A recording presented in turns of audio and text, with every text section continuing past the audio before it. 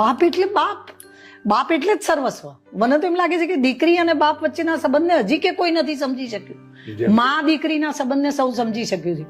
બાપ કશું નહીં બોલીને બહુ બધું બાપ દીકરીને સમજાઈ શકે છે, અને દીકરી બાપને કશું નહીં કહીને સમજી શકે છે. એ સંબંધ કદાચ પુસ્તકો વાળા અથવા કવિઓ લખવામાં કાચા પડ્યા છે કે બાપ દીકરી એટલે શું. બાપ માટે દીકરી સર્વસ્વ છે, દીકરી માટે બાપ સર્વસ્વ છે. આજે મારા બાપ વિશે કંઈક લખવું હોય તો શબ્દો ખૂટે જ ના લખી શકું. મારી મા વિશે લખી શકું, કારણ કે મારા મા સૌમ્ય હતા, સમજી શકાય એવા હતા. મારા મા વિશે તો કદાચ મા વિશે તો બધા બહુ કવિઓએ લખ્યું છે, માતાની તો વાત જ ના થાય, પણ તોય હું મારા પિતા વિશે નહીં લખી શકું. એટલું બધું તો હું તો સારું લખું છું અને હું લખી શકું છું. તોય બાપને સમજવામાં લગભગ આપણે કાચા પડ્યા છીએ કે તૂટેલા ચપ્પલ પહેરીને જે બાપ જે જગ્યાએ પગ ના મૂકે ને ત્યાં માથું મૂકીને ઘેર પૈસા લાવે છે, દીકરા ભણાવે છે. એ બાપને જ્યારે દીકરો કે દીકરી મોટા થાય ને તમને ના સમજણ પડે ત્યારે મને બહુ નવાઈ લાગે કે એને સમજણ ના પડી ત્યારે તને ઉછેર્યો એમ.